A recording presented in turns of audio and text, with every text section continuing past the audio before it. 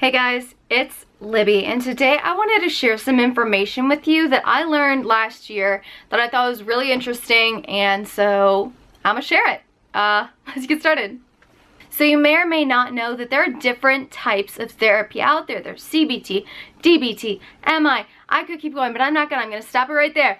And those different types of therapies are used with different types of people, like different personalities.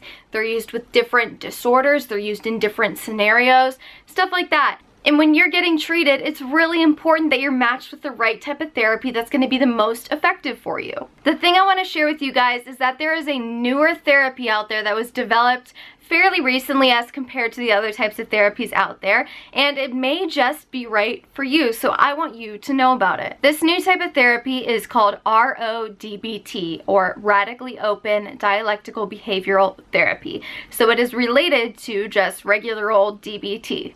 So RODBT is meant for people with disorders that include excessive self-control, which is often called over-controlled. To give you some characteristics of people that might benefit from this type of therapy, I'll read you off a little list I've got here. So deliberate, not impulsive; practical, not impractical; aloof, not vulnerable; realistic, not fanciful; reserved, not affable; uncomplaining versus complaining; hardworking versus laid back; dependable versus unpredictable; structured versus unsystematic; and finally despondent as opposed to perky. So those are just some characteristics of people who may benefit from RODBT as opposed to people who would not particularly benefit from it. When I was exposed to RODBT, it was explained to me as the therapy for people who exhibit characteristics that are over-controlled. These characteristics are really common amongst people with eating disorders,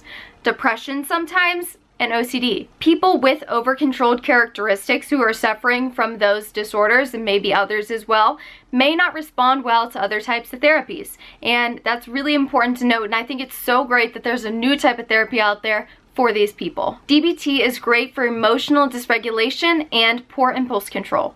On the other hand, RODBT is great for social signaling deficits, low openness, and aloofness. Those who will benefit from RODBT probably aren't the type to really bond with their therapist super close. They're more aloof, and they've got more of like an avoidant attachment style. So RODBT has three main facets, if you want to call them that. The first one is receptivity and openness to new experiences and requiring feedback in order to learn. The next facet is flexible control. This is important because you need to be able to adapt to the changing environment, your changing life. So this therapy really focuses on helping those over-controlled people change to a more flexible control style. And finally, intimacy and social connectedness, my favorite. This is based on the premise that human survival relies on people forming long-lasting connections with those around them, that sort of interconnectedness. If other styles of therapy haven't worked for you in the past, but this one sort of speaks to you, I highly recommend you do a little bit more research on it and maybe find a professional who is trained in RODBT.